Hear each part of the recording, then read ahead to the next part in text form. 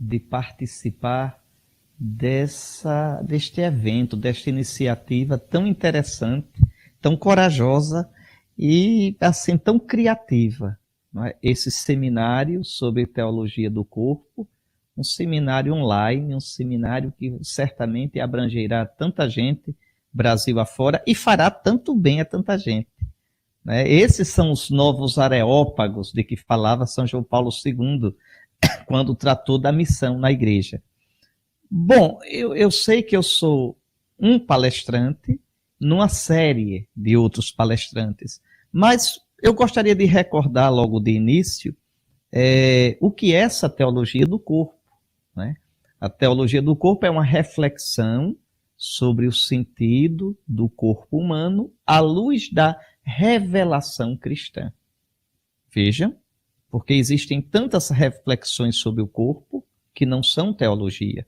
Para ser teologia, é preciso ser uma reflexão sobre a corporeidade humana à luz da revelação, à luz do que o Senhor nos diz nas Sagradas Escrituras e no ensinamento, no magistério da Igreja, sustentada pelo Espírito Santo, e a Igreja nada mais faz que interpretar, reinterpretar, atualizar, celebrar o que a Sagrada Escritura nos revela da parte de Deus, nosso Senhor. Então, isso é a teologia do corpo. E essa expressão teologia do corpo, na história da igreja, ela é nova, ela é dos anos 80 do século passado, e você já deve ter escutado de outros conferencistas desse seminário. Ela está ligada à figura admirável de São João Paulo II. Eu gosto, é coisa minha, viu? Sempre de chamar São João Paulo II de São João Paulo Magno, porque realmente eu acho que a história um dia dará esse título a João Paulo, né? Porque como Leão I Magno e Gregório I Magno, João Paulo II foi Magno. Magno porque o pontificado dele foi muito amplo, tratou de muitas coisas, enfrentou muitas coisas, muitas. João Paulo II foi um papa de visão muito larga e num mundo de grandes desafios. E ele quis, né, foi logo no início do pontificado dele, isso você já viu certamente de outros conferencistas, ele quis refletir sobre o papel da sexualidade humana e da corporeidade humana à luz da palavra de Deus, à luz da fé cristã. Né? João Paulo II tinha bem presente essa revolução sexual, o Ocidente todo. Né? Vamos recordar rapidamente, contextualizar. Nós tivemos uma revolução industrial no século XVIII, começa em 1740, lá no século XVIII, na Inglaterra. Essa revolução industrial trouxe as pessoas para a cidade. As pessoas na cidade, as ideias circulam mais rapidamente, os costumes mudam mais rapidamente. E a igreja não conseguiu, não só a igreja católica, viu? As religiões, a igreja e as outras denominações cristãs, certamente não conseguiram acompanhar evangelizando essa massa que vinha para as cidades. Não conseguiram. Né? Por outro lado, essa massa era uma coisa nova, você vendia o seu trabalho nas indústrias, não existiam leis trabalhistas, e aí o pessoal da esquerda, os comunistas, os socialistas deitaram e rolaram, dizendo que Deus não existia, que religião era uma ilusão, para anestesiar, um ópio, para alienar e anestesiar a classe trabalhadora. Tudo isso foi dando origem a uma sociedade secularizada, a uma sociedade fechada para Deus. Para dizer a verdade, essa questão desse fechamento para Deus vinha de antes, vinha do racionalismo francês que pariu a Revolução Francesa. Revolução Francesa tem lá suas virtudes, mas basicamente ela foi parida por uma ideia anticristã. Não só anticristã, anti tudo o que significasse religião, revelação divina. Então esse caldo todinho fez com que no século XX a gente tivesse uma sociedade urbana, uma sociedade também secularizada, uma sociedade na qual a ideia de Deus foi desaparecendo, do Deus da revelação bíblica, do Deus da revelação cristã, do Deus que fala com autoridade. O homem foi começando a pensar o ser humano como um ser autônomo. Veja, autônomo. Autos nomos. Eu sou minha lei. Pronto. Nomos em grego é lei. Veja, autos, eu sou minha lei. Para mim, eu sou a lei. Não tem um Deus para ser minha lei. Eu faço a minha vida como eu quero. E mais profundamente ainda, eu interpreto a vida como eu quero. Eu interpreto o mundo como eu quero. Eu interpreto o mundo a partir simplesmente do mundo. É como se o mundo fosse uma... Imagine aqueles cobridores de bolo, veja, fechados numa abóboda de acrílico, uma abóboda acrílica. Então, veja, um mundo fechado no mundo. A gente chama isso de imanentismo. Né? Tudo está dentro da imanência, sem transcendência. Nada fora do cobridor de bolo. Nada fora deste mundo. Então, a gente vive numa sociedade assim.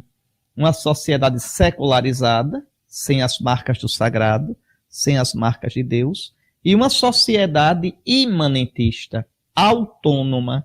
O homem é lei para si próprio, o indivíduo é lei para si próprio.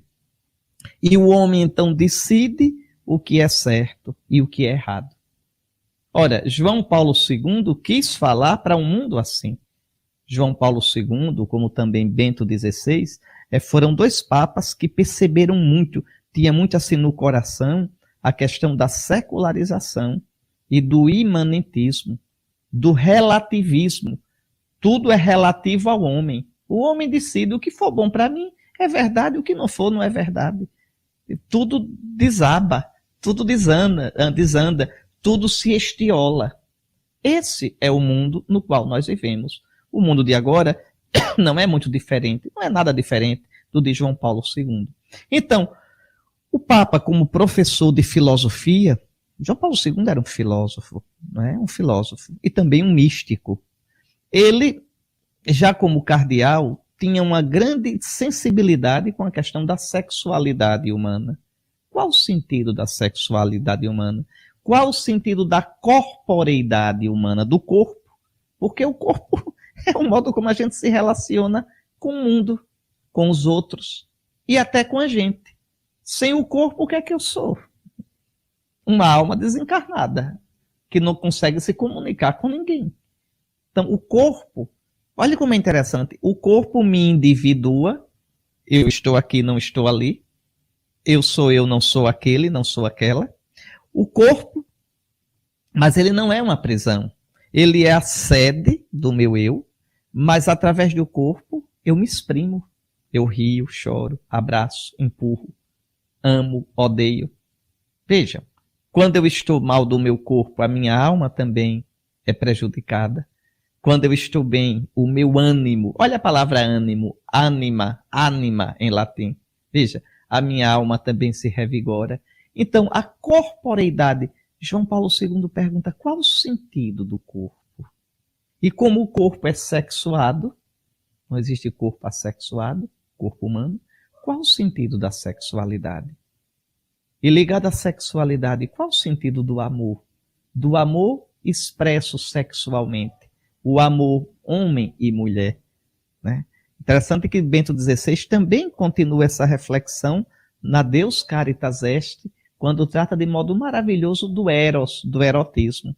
Então, João Paulo II fez, logo no início do pontificado dele, uma série, né, de catequeses na Praça de São Pedro, na Sala Paulo VI, sobre o corpo, o amor, a relação homem-mulher, a família. Então, ligados à sexualidade. Então, temas ligados à corporidade. Esse conjunto maravilhoso de reflexões deu origem ao que ficou conhecido como teologia do corpo. E é disso, né? João Paulo II começou a fazer isso em 1979. Então, estamos em 2019, veja, é aniversário dessas reflexões, do início dessas reflexões. Por isso essa ideia tão boa desse congresso assim tão especial, tão sui generis, né, pela internet, e sobre a teologia do corpo. E me foi pedido para pensar um pouco com vocês hoje sobre a sexualidade humana como verdade e significado. Verdade quer dizer o que é a sexualidade humana, não é? E quais os significados dela. Vejam, e eu queria tratar disso já retomando o que eu acabei de falar. Preste bem atenção. Se tudo o que existe foi criado por Deus, se Deus viu que tudo era bom, certo? Se Deus criou tudo através do seu Logos, isso é uma ideia cara a João Paulo e a Bento, também a Bento. Veja, o verbo, a gente, né, que às vezes a gente traduz por palavra, não era bom traduzir por palavra, a palavra se fez carne, não é bom não. Era bom deixar o verbo se fez carne, porque em grego, logos, na Bíblia tem logos, né? No princípio era o logos, e o logos estava com o Deus, esse o Deus é o Pai, e o logos era Deus, Deus como o Pai. Então no princípio era o logos estava com o Deus e o logos era Deus. Em grego, que no latim traduz por verbum, em grego, logos não é só palavra. Logos é também pensamento. Veja, é o pensamento que se faz palavra. Porque, pense direitinho, o que é a palavra? É o pensamento expresso. É o pensamento externado. É o pensamento dito. Ora, nós cristãos acreditamos que Deus criou tudo pelo seu Logos, pela sua palavra, pelo seu verbo. Então, e diz, né, Deus foi vendo que tudo era bom. O Salmo diz, pela palavra do Senhor, tudo foi criado. E o firmamento pelo sopro da sua boca. Os cristãos veem aí a palavra e o sopro, o Logos e o Espírito, o Filho e o Espírito. Ora, vamos pensar, se tudo foi criado por Deus, pelo Logos de Deus, então tudo tem uma lógica. Atenção que a palavra Logos e a palavra lógica têm a mesma raiz. Lógica vem de Logos. Lógico é o que é segundo Logos. É o que tem uma racionalidade, tem um sentido, tem um encadeamento. Qual é o contrário do Logos? O caos. Uma coisa que é ilógica é caótica. Pois bem, se Deus criou tudo pelo seu Logos, a criação tem uma linguagem. Veja, Deus fala, primeiro modo de Deus falar, quando ele sai de si para vir a nós, é na criação. Na criação existe uma linguagem. No corpo humano, existe uma linguagem de Deus. Na sexualidade humana, existe uma linguagem de Deus. Então a matéria, o corpo, a minha dimensão material, não é simplesmente um dado biológico, o homem evoluiu assim, com seus instintos, e a gente faz o que quiser com esses instintos. Não. Olhando o corpo humano, a corporeidade humana, vejam, olhando que o homem é um infinito, porque o homem tem sede do infinito, o homem tem sede do eterno, de um amor eterno, mas o homem não é só alma, não é só espírito, não é só psique, o homem, tudo isso é um corpo, e é uma unidade muito profunda, tanto que os escolásticos, São Tomás de Aquino falava de uma unidade substancial.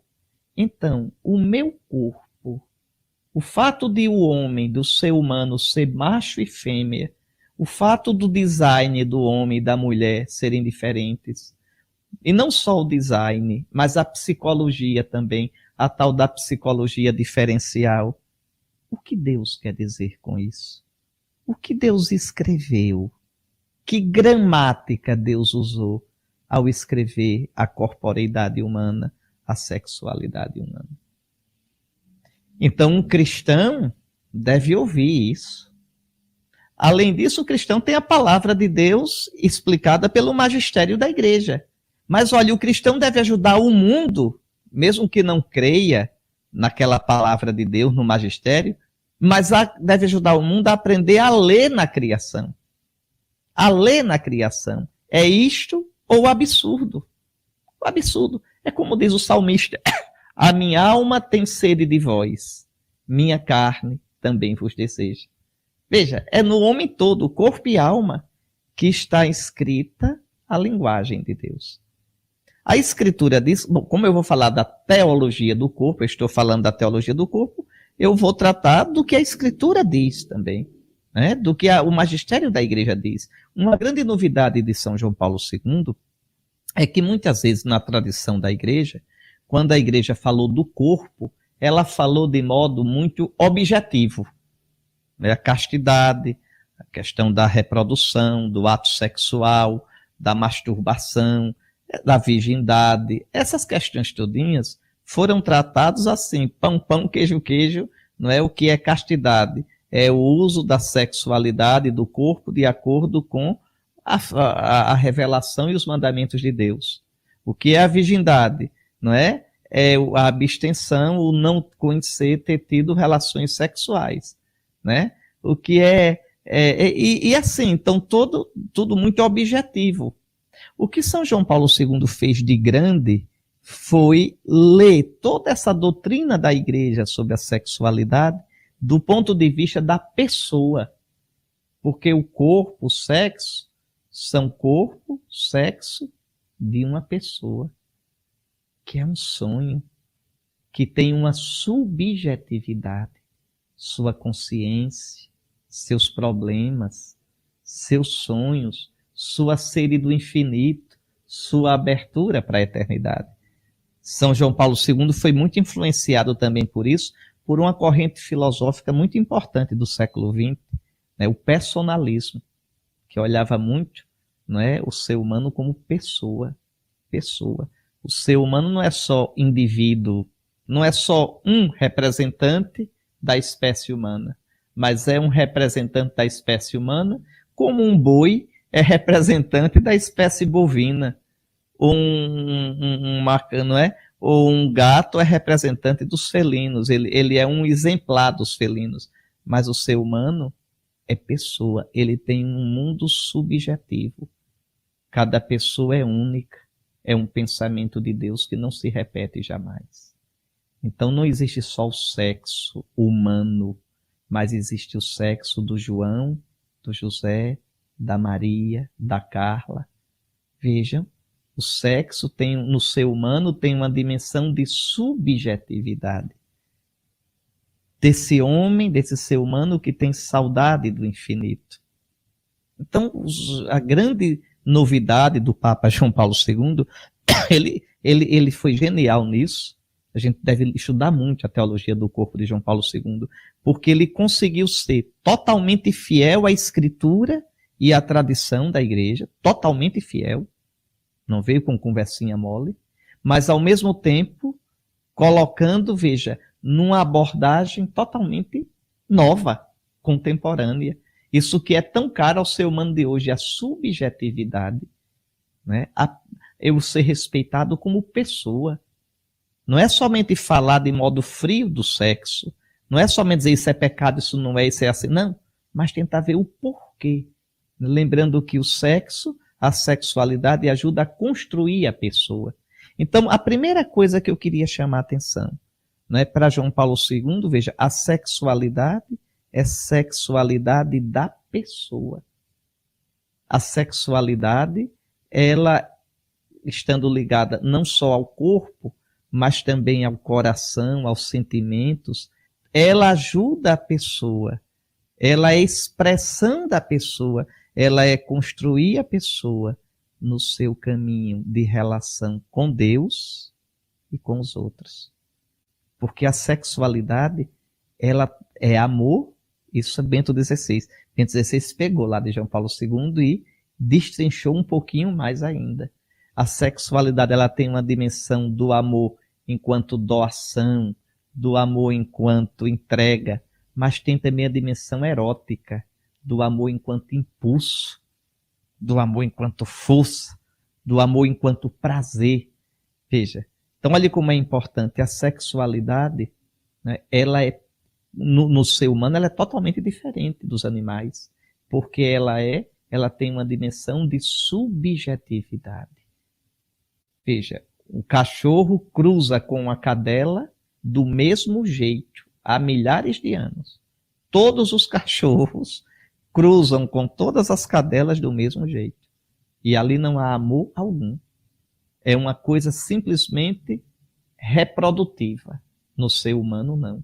A sexualidade, ela, claro, ela tem a dimensão reprodutiva, e essa dimensão é querida por Deus e está inscrita no corpo e na própria natureza humana, mas ela tem uma dimensão altíssima de comunhão.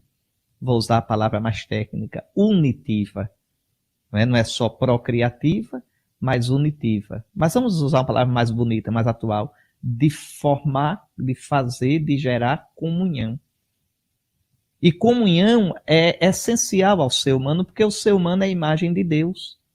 O ser humano, quanto mais eu estou em comunhão com os outros, mais eu descubro quem eu sou. Quanto mais eu estou em comunhão com os outros, mais eu desenvolvo as minhas potencialidades. Quanto mais estou em comunhão com os outros, mais eu sou provocado a ser eu mesmo. Então, a sexualidade, veja, o corpo, tá certo? O corpo humano, ele é sexuado. Homem e mulher. E quando você olha o corpo do homem, a anatomia, e olha o corpo da mulher, meu Deus, foi feito um para o outro. Se encaixa direitinho. Nisso o Roberto Carlos, que não é filósofo, mas está certo. O côncavo e o convexo se encaixam direitinho. Nisso existe uma linguagem de Deus. Que o homem foi feito para a mulher, que a mulher foi feita para o homem, que o encontro sexual dos dois, o encontro físico, é querido por Deus, é santo, e é expressão belíssima de uma outra comunhão ainda mais profunda. Uma comunhão de vida, de sonho, de amor.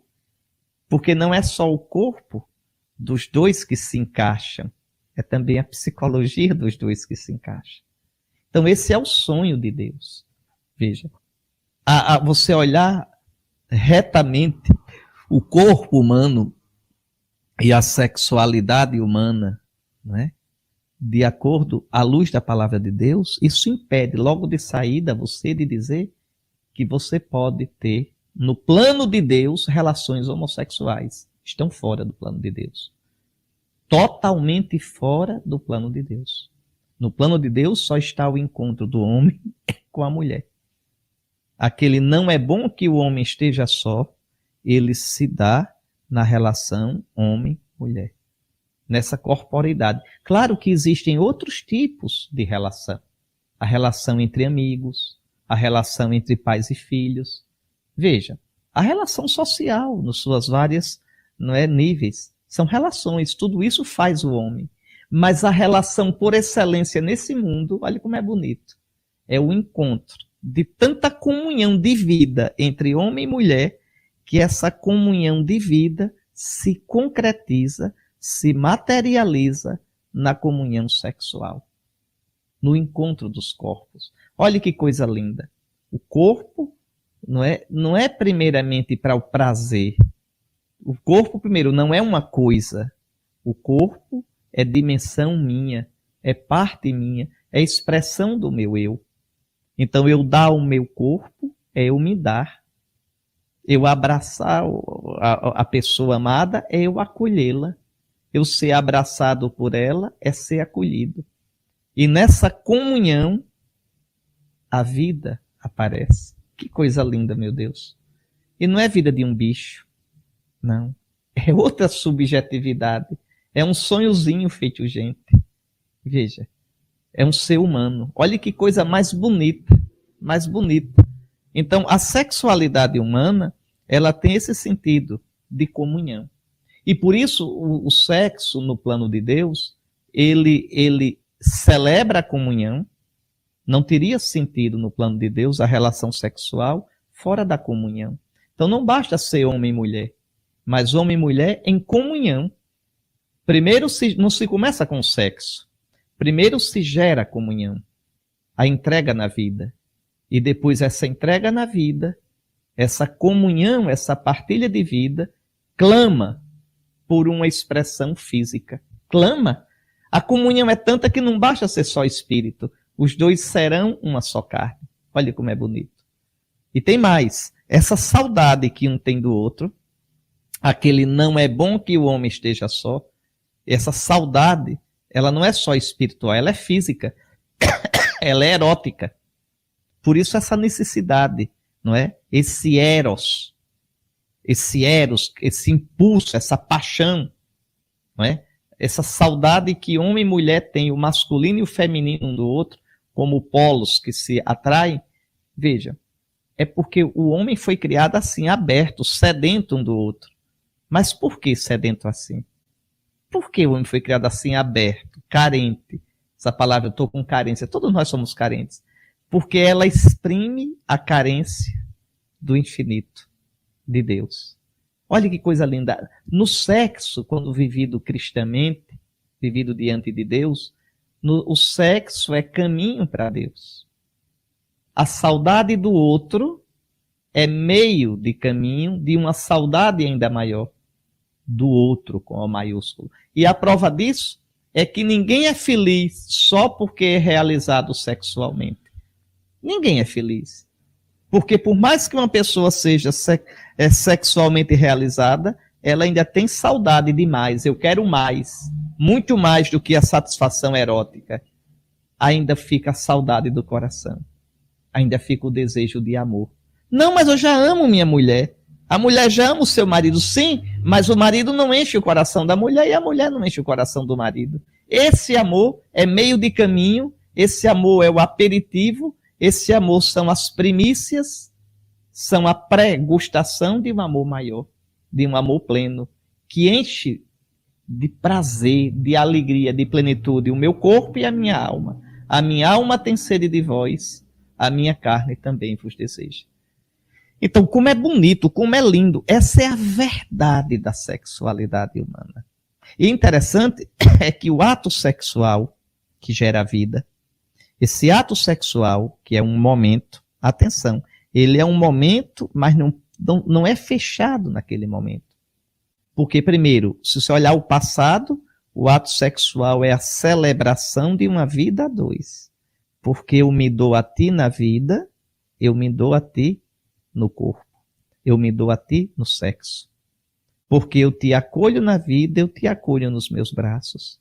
Porque eu me entrego a ti na vida, eu me entrego, me abandono aos teus braços. Então, o ato sexual verdadeiro, ele celebra uma vida de entrega. Mas não é só isso. Ele também cultiva o que vem pela frente. Primeiro, porque ele fortalece os laços, a intimidade. Você já pensou? Que negócio mais impressionante. Uma pessoa, duas pessoas sozinhas, entre quatro paredes, ficarem nuas, uma de frente para a outra. Isso tem um significado. Isso quer dizer, eu confio em ti. Eu me despojo, eu me dispo diante de ti. Isso é lindo quando isso é celebração de uma vida. E isso cria sempre mais comunhão. Depois a questão da sexualidade, vocês sabem disso, é preciso, meu Deus, uma sexualidade verdadeiramente humana, que gera comunhão, que faz feliz, ela exige diálogo entre os dois. Adaptação de um ao outro, os tempos um do outro. Veja, a sensibilidade um do outro. Quanta coisa. Então, o aprender a escutar o outro, a nunca usar o outro como uma coisa, nunca coisificar. O corpo humano não é coisa. O corpo humano, como eu comecei explicando, ele é instrumento de comunhão, de personalização e é expressão da minha pessoa. Mas o sexo, o ato sexual, ele também tem um sentido para o futuro, para frente. não só para o passado. É que, como eu disse, ele cria, ele fortalece cada vez mais a comunhão, o entrosamento, a partilha do casal. Um casal bem ajustado sexualmente, uma pessoa bem ajustada sexualmente, é uma pessoa feliz, realizada. Não é? É um casal que tem muita chance de ter uma vida muito saudável, uma vida conjugal. E tem mais. Veja como é bonito. O ato sexual, como eu já disse antes, ele gera a vida. Ele é aberto para a vida. Agora, atenção aqui. O ato sexual não só gera a vida naquele momento, mas a vida sexual do casal, agora eu não estou falando do ato só, a vida sexual, a sequência de atos sexuais, a sequência de carinhos, de intimidades, de cumplicidade durante a vida, veja, essa sequência gera vida. Não é que em cada ato sexual haja uma concepção de um novo ser, de uma nova criança. Não! É que o entrosamento sexual do casal gera vida para os filhos.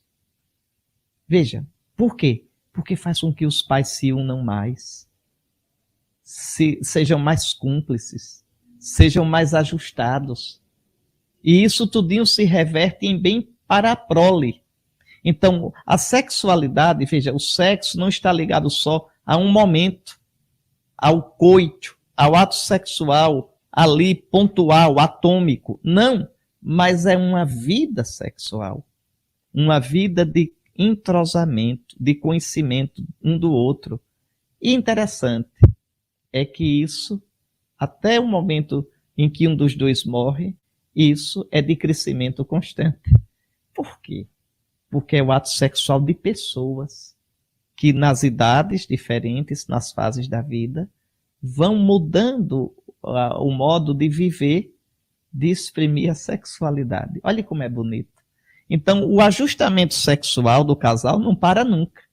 Enquanto o casal está junto, mesmo já velhinho, eles vão, né, porque também tem isso. A sexualidade não se resume à genitalidade, mas há toda uma expressões de carinho, de entrega, de cuidado, de ternura. É isto. Antes de terminar, eu gostaria ainda de tratar de uma coisa. Eu tinha dito a vocês que olhando, né, olhando a lógica, o logos, lembra, eu comecei falando disso, a lógica da sexualidade humana, né, tem que ser dito que o ato sexual, como Deus pensou, a vida sexual é entre homem e mulher. Tá certo? Basta olhar a anatomia do corpo, né? A anatomia humana. E olhar a psicologia homem e mulher. Disse também que deve ser dentro do casamento. Dentro do casamento. Por quê? Porque a sexualidade humana, ela grita e ela exprime comunhão. E comunhão quer dizer cumplicidade, compromisso, entrega, perenidade. Perenidade, construir juntos, na alegria, na tristeza, nos esforços. Então, sem isso, a sexualidade é como uma obra de arte sem uma moldura. Sem uma moldura. Tá certo? Vejam, não, é por isso que o sexo casual, é por isso que o sexo pontual com uma pessoa, com outra, ele não preenche.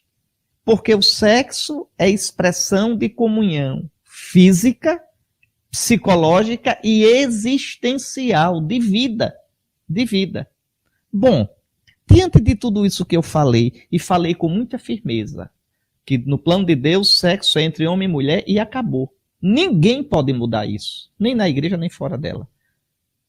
Né? Na igreja, se mudar isso, está traindo a palavra de Deus. E fora, como a sociedade de hoje faz, trai a própria natureza das coisas e as consequências são terríveis. Isso é como ecologia. Quando você fere a natureza, ela se vinga de algum modo.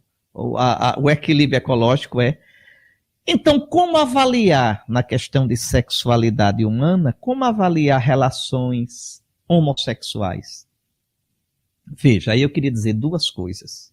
Primeiro, se Deus criou tudo E se a linguagem da criação, a linguagem do corpo exprime o desígnio de Deus, também é verdade pela nossa fé que a criação como ela é hoje é ferida pelo pecado. É ferida. Isso a gente experimenta também na gente, tá certo? Na gente. Os instintos desarrumados, a imaginação, a fantasia desarrumada, não só no sexo, mas em tantas coisas. Então, existe no mundo, o mundo, esse mundo tão bonito que eu descrevi, ele foi ferido, ele foi truncado pelo pecado. É o que a gente chama de pecado original. Segunda coisa, eu também disse que a sexualidade humana não é como a dos animais irracionais. Ela tem uma dimensão de subjetividade. Veja, a minha história. Eu sou um sujeito com minha história, com minhas feridas, minhas quebraduras.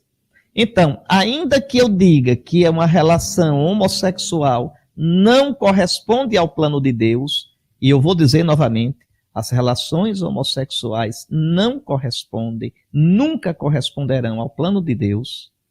Deus nos criou homem e mulher, o homem para a mulher e a mulher para o homem, e só este tipo de relação, e dentro de um contexto de entrega, de comunhão, de perenidade, é querido por Deus, é abençoado por Deus e é santo, atenção, mas as relações que fogem esse padrão, as relações homossexuais, ainda que não sejam queridas por Deus, e ainda que em si sejam pecado, essas relações não são relações de corpos, mas de pessoas, que têm uma história, que têm uma sensibilidade. Então é preciso respeitar, porque aí tem a consciência, aí tem a subjetividade de cada um, aí tem a dignidade da pessoa. Então uma coisa é a gente manter bem clara, claríssima e firme a regra, bem clara a verdade do Evangelho. Não se pode mascarar, não se pode ficar com mimimi, mais, porém, não. Direitinho. Agora, atenção. Lembrar que as pessoas têm uma dignidade altíssima e elas têm sua subjetividade e sua história. E aqui entra o cuidado da caridade, o cuidado pastoral da igreja, de entender as pessoas e de entender que somos todos feridos pelo pecado e que este pecado original manifesta-se em cada um de nós de modo diferente. Eu poderia falar da beleza de ser bispo, lindo, mas eu concretamente, quantas coisas na minha vida não correspondem a essa beleza de ser bispo? Por quê? Porque eu sou gente, pessoa que tem a marca do pecado original e que vivo lutando para isso. Compreende? Então, ter muito cuidado para que o princípio, a verdade e a doutrina, a gente não a ferro e fogo, não empurre sufocando as pessoas. A doutrina é objetiva, a doutrina é clara, está lá e deve ser ensinada e dita. Mas a doutrina, ela deve iluminar a vida das pessoas. E as pessoas têm a dimensão subjetiva, têm a sua história, tem a sua liberdade, tem a sua consciência. Então, fazer esse casamento requer muita oração, um discernimento muito grande, um respeito pelos outros e a caridade, que é a marca de Deus.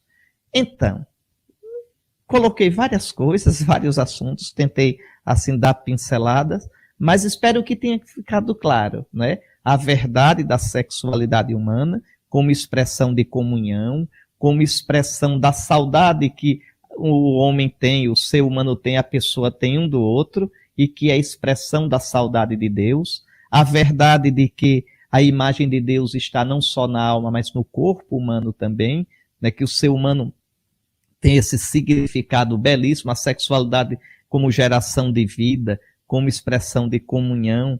Então, que isso tudinho nos ajude a ver como é bela a doutrina cristã, como é atual. E, infelizmente, como o mundo precisa conhecer o evangelho da sexualidade. Ou, quer dizer, a luz do evangelho, a luz do sonho de Deus para a sexualidade humana. Deus abençoe vocês. Deus nos abençoe. E que todos nós, solteiros, como um bispo, casados, os que pensam em casar, que a gente saiba viver nossa sexualidade, seja na castidade do celibato, seja na castidade da vida conjugal, não é? A gente saiba viver a nossa sexualidade e a nossa corporidade diante de Deus, porque o corpo é para o Senhor e o Senhor é para o corpo. Deus abençoe vocês e parabéns aos idealizadores e promotores desse evento.